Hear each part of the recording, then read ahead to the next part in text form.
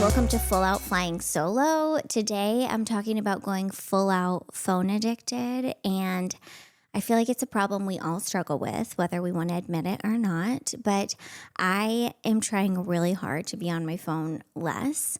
I'm weirdly not a big scroller, but I feel like I always need to check something on my phone. I have an instinct to check it. And when I'm with my kids, I'm like, oh, I'm trying to leave it in a different room, because what really made me realize is that my daughter is almost 6 and she found a dead iPod in a drawer in our house.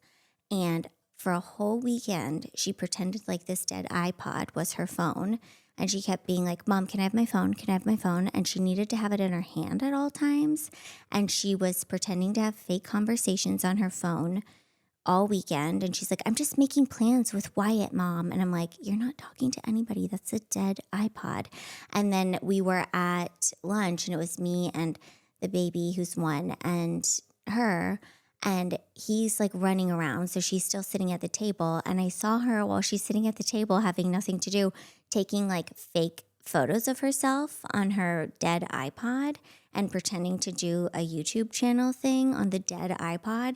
And seeing a phone in her hand so much, and she needed it in her pocket, and she kept being like, where's my phone? Where's my phone? Where's my phone? And I was like, you're making everyone think that you have a phone, and you're making me look really bad as a parent.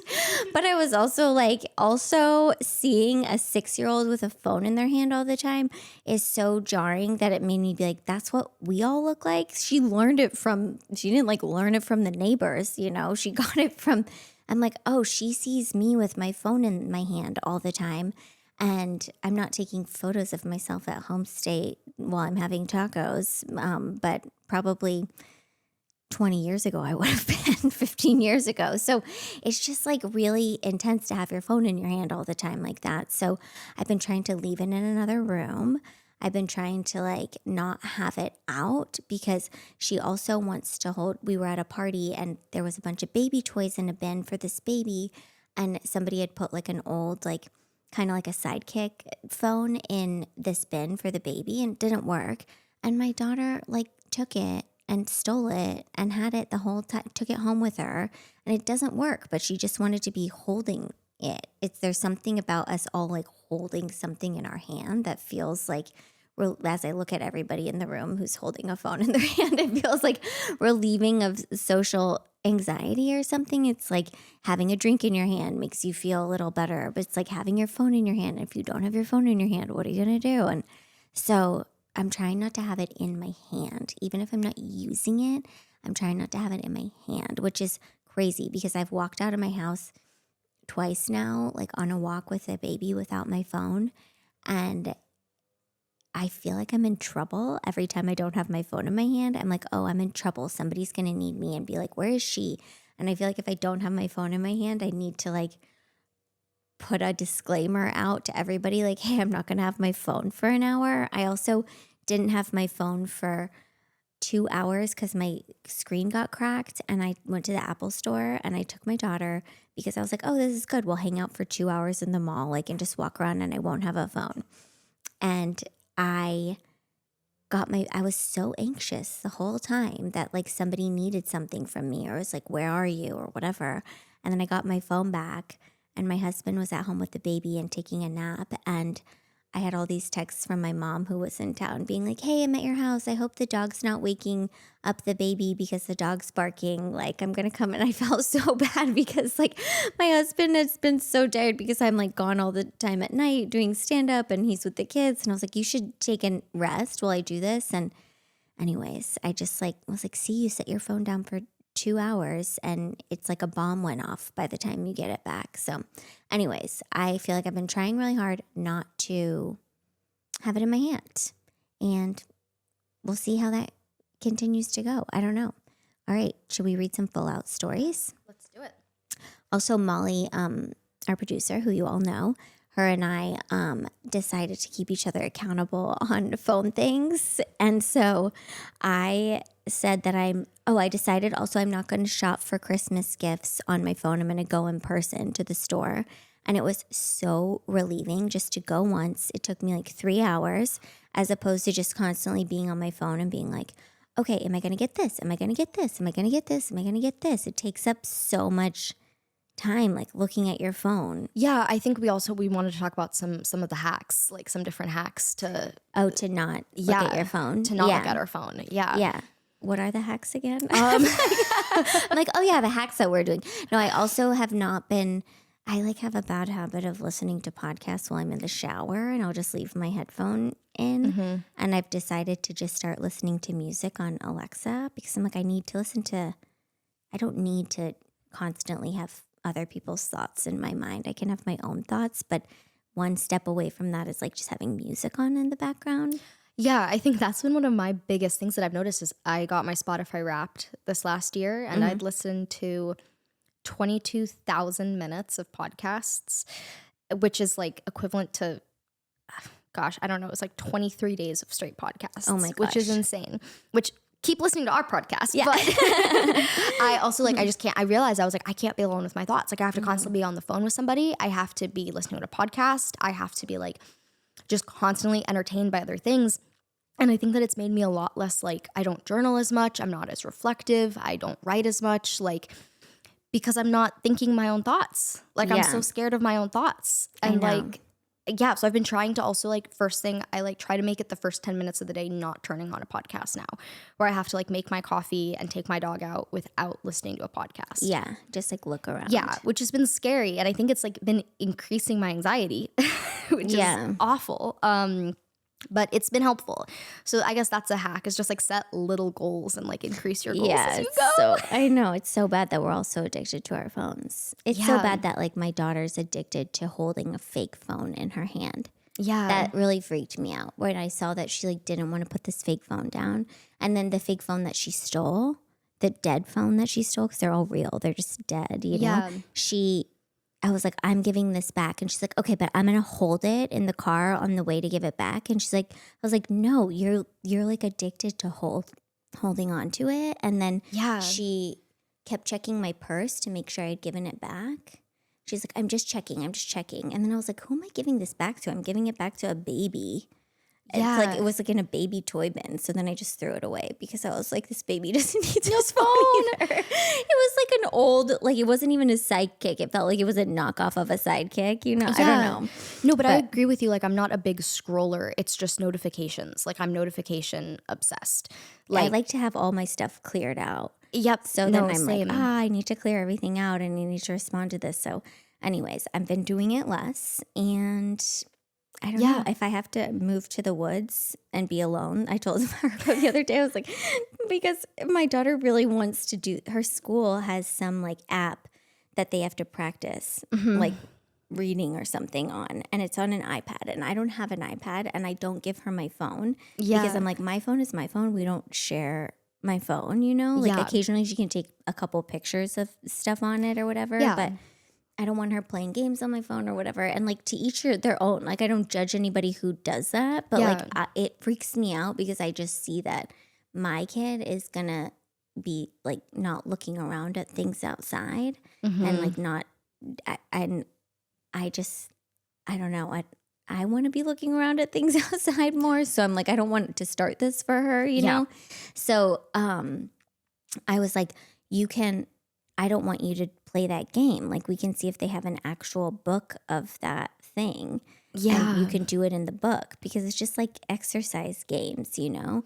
And she's like, she goes, what'd she say? She's like, oh my God. She's like, well, I'm going to tell my teacher that you hate that app, and that means you hate her work and you hate what she's doing. Oh my gosh. And you think she's doing a bad job, and I'm going to tell her that you hate her work because you won't let me use that thing. Oh my gosh. Like, no, but I agree with this. Why is everything on apps? Even in college, everything was on the computer. Like I couldn't even get a physical textbook copy. And I was like, I maybe don't want to be on my computer constantly. Like I'd love to just like, They now have this thing for kids. It's called a tin phone. No, it's called a tin can phone. Yeah. And they can have their own tin can phone number, and it's like a Wi-Fi number, but your tin can only call other tin can phones.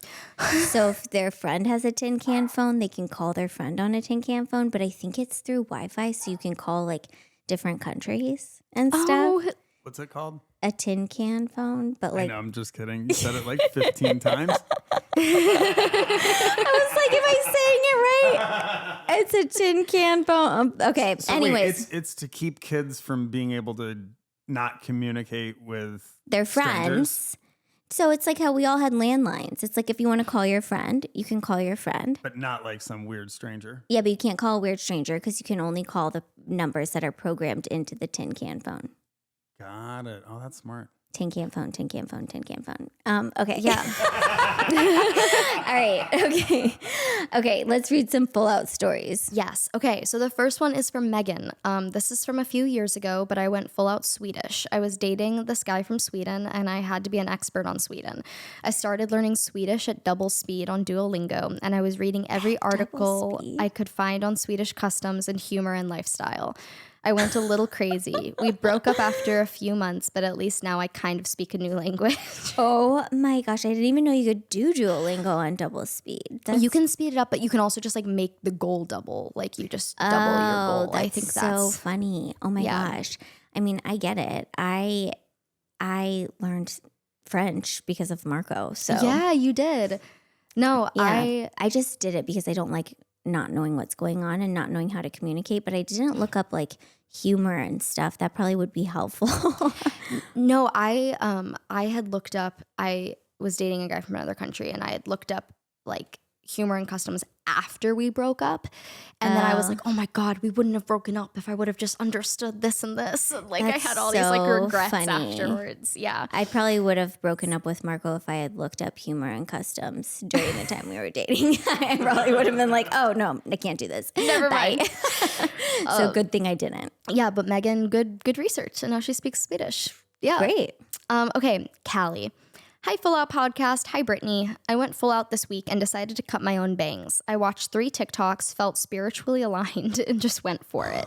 They are now micro bangs. I am not French. I am not cool. I'm wearing hats until further notice. Oh no.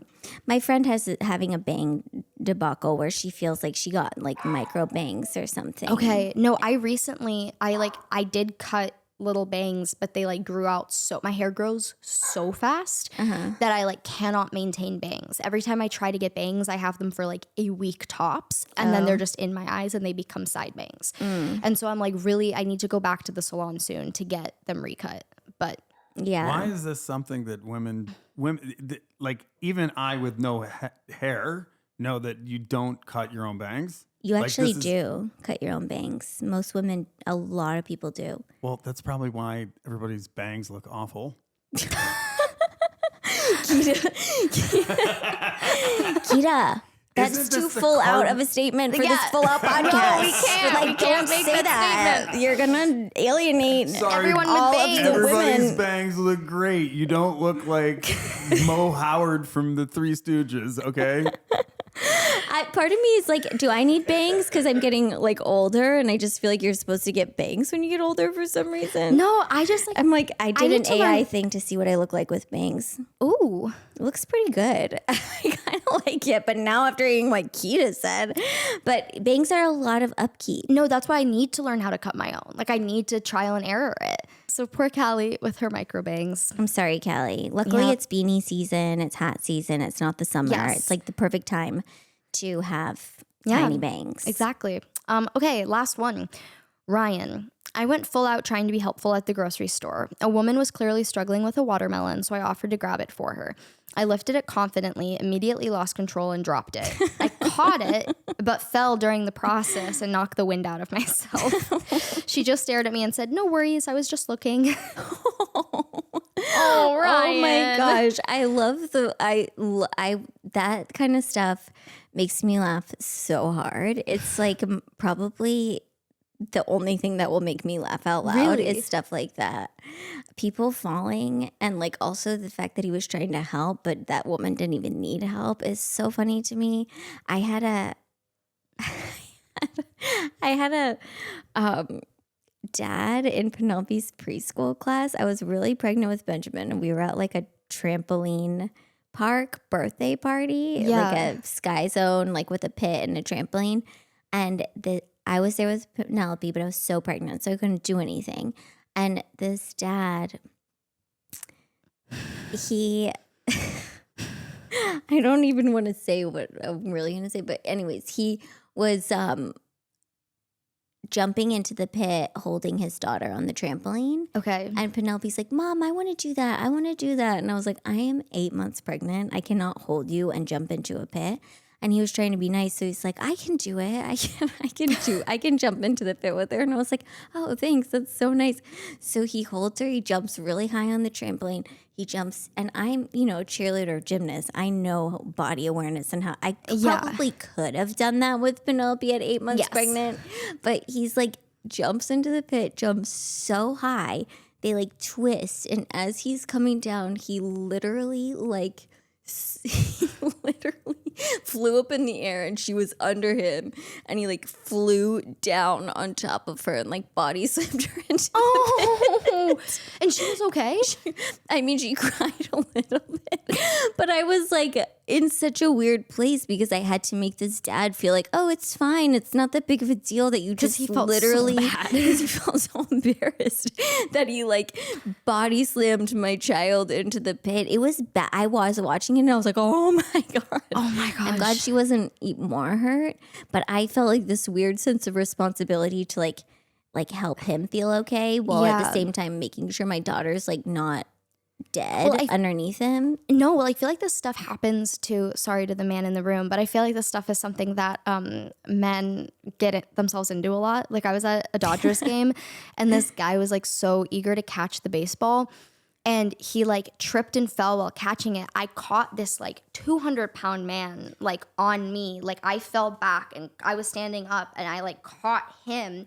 Oh my gosh. Then he gets up and he's like so embarrassed and then he like just like walks away and then he comes back like 2 minutes later and he goes like, oh, like saved your life there. And I was like, you saved my life? And he was like, yeah, that ball was gonna hit you in the head. And I was like, no, it wasn't. I was like, you like knocked me onto the pavement. I was like, what? And my sister was next to me at this game just peeing her pants. It's like so thought funny. This was the funniest debacle she had ever seen in her life. Yeah. But yeah. It's so funny. Well, yeah. Well, Ryan, good job trying to help. Trying to be a good Samaritan. Yeah, I hope somebody saw it and I hope it's on some grocery store camera somewhere. Yeah. Well, thanks so much. Thanks, guys. And keep sending us your full out stories. We love hearing them. Thoughts at Full Out Pod or DM us, voice memo us, whatever you want. Bye. Bye.